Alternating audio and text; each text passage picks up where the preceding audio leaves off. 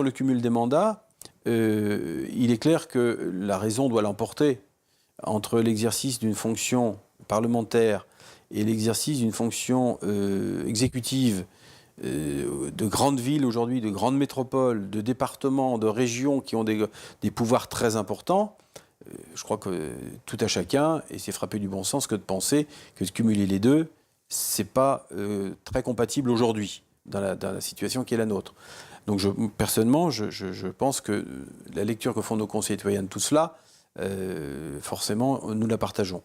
Après, la question de savoir si il faut interdire à un élu parlementaire toute fonction exécutive, c'est personnellement un pas que je n'ai pas franchi.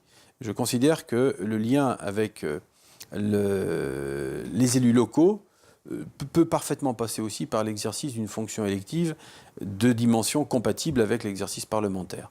Bon, je sais que je ne suis pas suivi dans cette démarche par un certain nombre de personnes, mais j'assume parfaitement cette position. On parle d'élu hors sol, moi je n'irai pas jusque-là. Je veux que l'élu ait un lien avec son territoire, et je pense qu'une fonction exécutive dans une collectivité de petite dimension n'est pas incompatible pour moi pour les deux.